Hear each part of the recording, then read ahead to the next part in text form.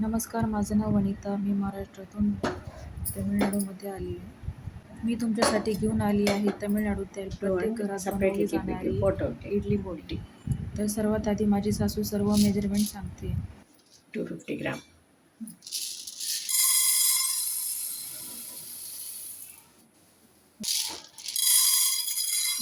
150 teaspoon. Total. Total 1 year.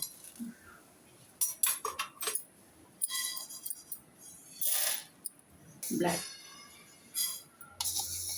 tablespoon, 2 tablespoon black pepper. 1 or 2 amma, that one 2 no? 2. No, this is also 2.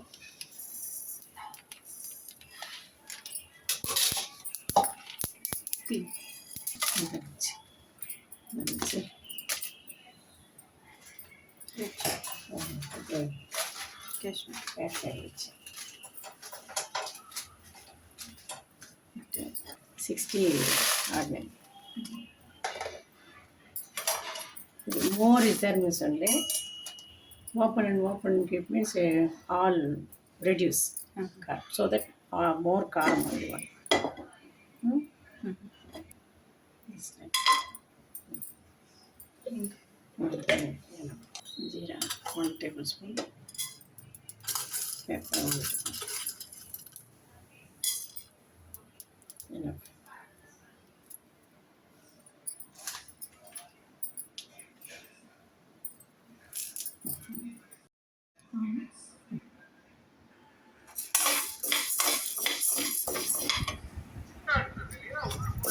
त्यांनी आधी सर्व प्रमाण सांगितलं. आता सर्व एक एक डाळ वगैरे ते सगळं भाजून घेत आहे कमी आचेवर. सर्वात आधी कढई ठेवून डाळ भाजून घेता येते. तमिळनाडूमध्ये आल्यावर माझ्या आयुष्यात खूप चेंजेस झाले, पण सगळ्यात जास्त चेंजेस मला जेवणामध्ये जाणवले. इकडचं म्हणजे इडली डोसा वगैरे खूप असतं, त्यामुळे अशा पोळी बनवून ठेवल्या जातात. ही इडली पोळी डोसा पोळी ही प्रत्येक घरात बनवून ठेवलेली जाते. आणि ही इडली पोळी खूप दिवस चांगली राहते, ती खराब होत नाही.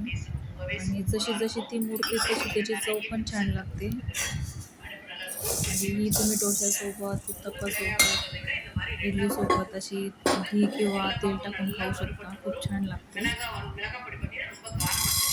ही पोळी बनवण्यासाठी खूप मोजके साहित्य घेतलेले आहे, जसे की चणा डाळ, उडीद डाळ, भरपूर सुक्या लाल मिरच्या, पांढरे तीळ, कढीपत्ता, मीठ, हिंग. याला जास्त काही साहित्य लागत नाही. आणि डाळ वगैरे हे सगळं साहित्य भाजत असताना गॅसची फ्लेम ही कमी ठेवायची, जास्त फुल करायची नाही, कारण ती जळते.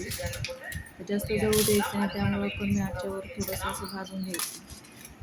तीळ वगैरे हे जास्त भाजायचे नाही. तीळ कढीपत्ता हे थोडेसे हलके भाजून घ्यायचे बस. डाळ ही सोनेरी रंग येऊस्तोवर भाजायची आणि त्याचा स्मेल असा छान आला पाहिजे, सुगंध आला पाहिजे, तेव्हा ती डाळ चांगली भाजली गेली असं समजायचं. मी यूट्यूबवर नवीन आहे, तर मला बोलायला प्रॉब्लेम येतोय, तर तुम्ही समजून घ्या आणि मला सपोर्ट करा. मी नक्कीच याच्यानंतर चांगले चांगले व्हिडिओ बनवण्याचा प्रयत्न करेन. हा व्हिडिओ माझ्या सासूनेच बनवला आहे. आम्ही चांगले व्हिडिओ बनवण्याचा प्रयत्न नक्कीच करू. हे सर्व साहित्य भाजल्यावर ते थंड झाल्यावर मिक्सरमध्ये काढून घ्यायचे आणि ही पावडर जास्त बारीक करायची नाही, थोडीशी अशी ठोसरच राहू द्यायची. हे सर्व मिश्रण थंड करून मिक्सरमध्ये वाटून घ्यायचं, ते पण रवाळ वाटून घ्यायचं. तुम्हाला जर माझे व्हिडिओ आवडत असेल तर नक्की माझ्या चॅनलला सबस्क्राईब करा. आणि माझ्या सासूबाईंची इडली पोळी रेसिपी तुम्हाला कशी आवडली नक्की सांगा. आणि माझ्या चॅनलला सबस्क्राईब करा, लाईक करा. तर आपण भेटू नेक्स्ट ब्लॉगमध्ये किंवा व्हिडिओमध्ये. मी नवीन असल्यामुळे मला एवढं काही माहिती नाही तिथं, तर प्लीज समजून घ्या. आणि ही इडली डोसा पोळी नक्की ट्राय करून बघा. हे सर्व थंड झाल्यावर मिक्सीमधून बारीक करून रेडी. धन्यवाद. माझ्या चॅनलला सबस्क्राईब करा नक्कीच. बाय.